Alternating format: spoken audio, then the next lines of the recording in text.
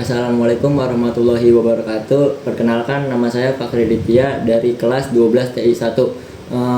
Saya di sini PKL di Komatsu Indonesia. Lokasi PKL saya yaitu kawasan Berikat Nusantara, Jalan Cakung Cilincing, Jalan Blok A nomor 5 RT 2 RW 1, Sukapura, Kecamatan Cilincing, Jakarta Utara. Waktu pelaksanaan saya dari 16 Juli 2025 sampai dengan 22 Oktober 2025. Bagian atau divisi saya yaitu maintenance. Profil perusahaan PT Komatsu Indonesia adalah produsen alat berat terkemuka di Indonesia yang memproduksi ekskavator, bulldozer, dan dump truck, dan komponen untuk sektor konstruksi, pertambangan, dan kehutanan. Didirikan tahun 1982 sebagai bagian Komatsu Ltd Jepang dengan operasi manufaktur di beberapa lokasi seperti Cilincing dan Cibitung, serta memiliki anak perusahaan di bidang pemasaran. Perusahaan ini mengoperasikan pabrik perakitan canggih Smart Factory untuk meningkatkan efisiensi dan keberlanjutan. Yang selanjutnya, sejarah perusahaan. Sejarah PT Komatsu Indonesia dimulai sejak tahun 1972 pada saat United Tractor ditunjuk sebagai distributor tunggal dari produk merek PT Komatsu Indonesia. 10 tahun kemudian, pemerintah Indonesia memulai program untuk pengembangan industri alat berat di dalam negeri dan dengan menunjuk Komatsu Indonesia. PT Komatsu Indonesia didirikan pada tanggal 13 Desember 1982 sebagai hasil perusahaan patungan antara Komatsu Ltd dan distributornya di Indonesia. PT United Tractor yang didukung oleh Sumitomo Crop dan Marubeni Crop.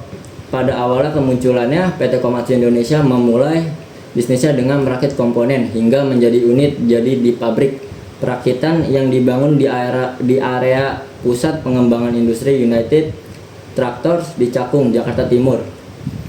Struktur PT Komatsu Indonesia yang pertama ada Pak Jamaluddin sebagai presiden direktur, di bawahnya ada wakil presiden yaitu Mitsumasa Nakagawa, di bawahnya lagi ada Koji Yakani sebagai direktur, Widayat Rahardjo sebagai direktur, dan Rofiur Rutab sebagai direktur. Lanjut, visi dan misi perusahaan, yaitu visinya menjadi perusahaan peralatan dan permesinan konstruksi yang sangat dibutuhkan dan bernilai bagi bangsa dan para pemangku kepentingannya. Terus misinya, ciptakan nilai terbaik bersama pelanggan, berkontribusi pada pembangunan bangsa, menciptakan karyawan yang bermotivasi tinggi dan berkemampuan. Yang selanjutnya, dasar teori.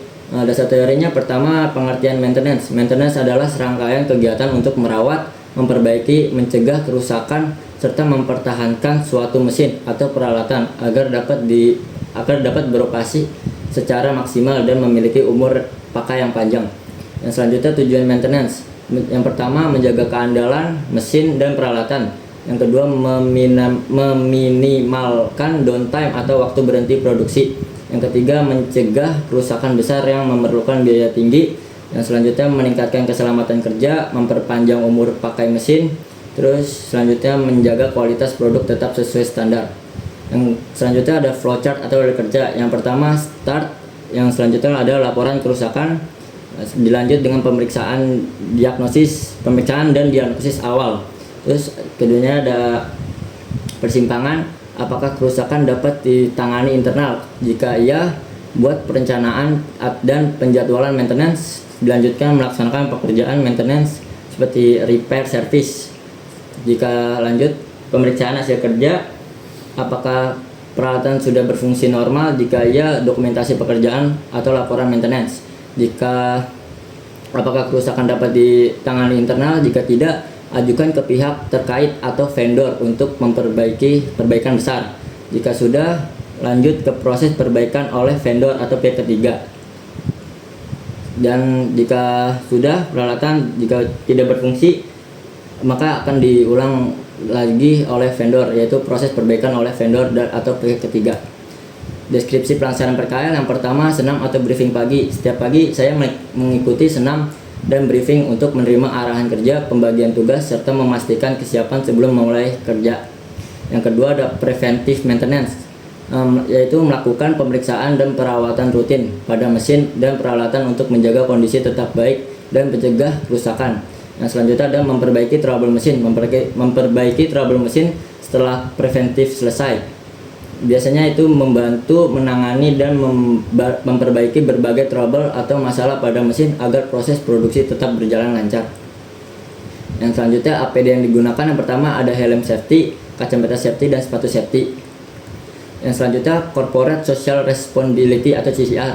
Yang pertama ada rumah hijau, yaitu upaya PT Komatsu Undercarriage Indonesia untuk menciptakan lingkungan yang harmonis antara industri dan alam melalui efisiensi energi, pengelolaan limbah, dan lingkungan hijau yang produktif.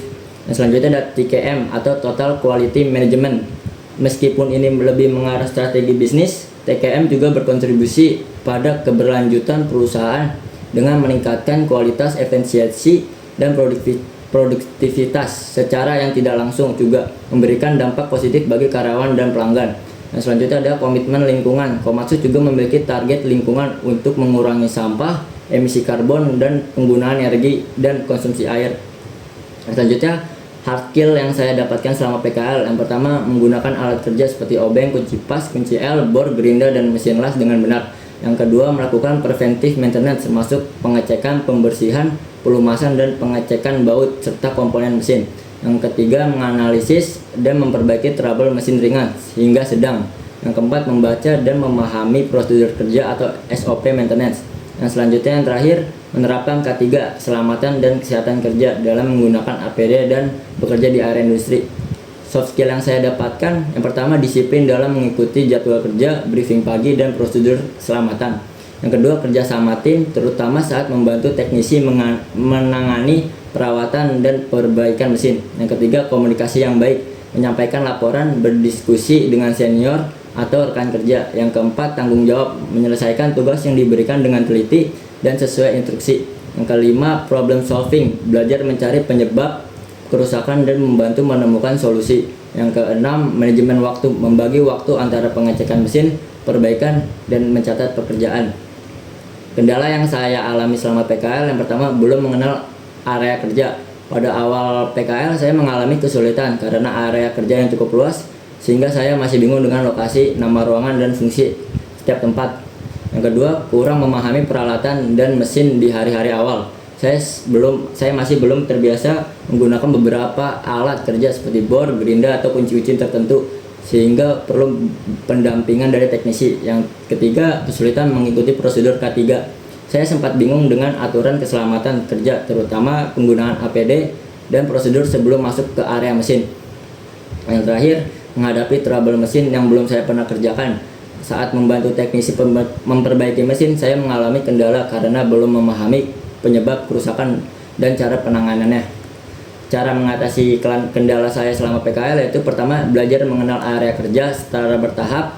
Saya mulai menghafal area kerja seiring bertanya kepada karyawan, mengamati dena lokasi, dan mengikuti teknisi saat berpindah tempat, sehingga kelama-lamaan menjadi terbiasa. Yang kedua, meminta bimbingan saat menggunakan alat yang belum dikuasai. Untuk mengatasi kesulitan menggunakan alat, saya selalu minta arahan ke teknisi senior, memperhatikan cara mereka bekerja, lalu mempraktikkannya dengan hati-hati. Yang ketiga, menerapkan aturan K3 dengan lebih disiplin. Saya membiasakan diri memakai APD lengkap dan mengikuti prosedur keselamatan setiap kali memasuki area kerja, sehingga pemahaman K3 semakin meningkat. Yang keempat atau terakhir, belajar memahami mesin dan jenis kerusakan. Saat menghadapi trouble mesin, saya berusaha mencatat kerusakan, langkah perbaikan, dan teknik yang digunakan oleh teknisi agar bisa saya memahami prosesnya.